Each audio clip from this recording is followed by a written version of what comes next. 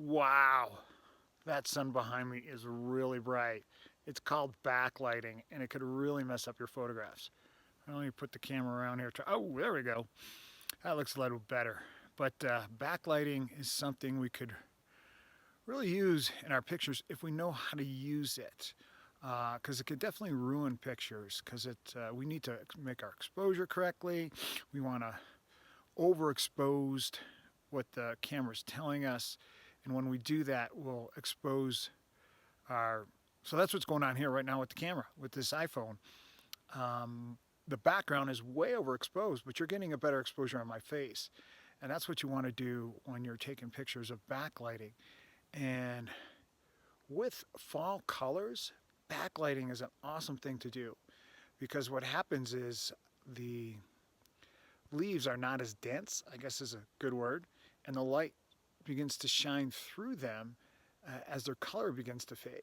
And the backlighting, as we can see here, see that?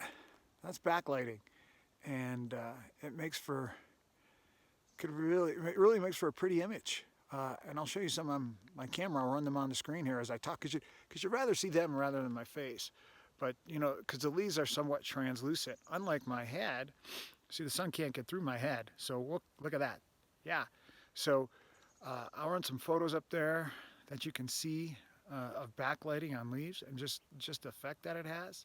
So I would encourage you in your fall photos to go out and try that. And there's other situations where backlighting works. I'm going to throw a picture that I took of a mule deer up on the screen here, and you could see that mule deer, how the backlighting is coming through his velvet on his antlers. So there's good ways to use backlighting. You just have to be careful with it because it can mess up your photos. And if I'm brave enough, maybe I'll show you a bad photo. But you know, I always delete them, so I don't know if I have any of those I could throw up on the screen of what backlighting does. But anyways, get out and experiment with it.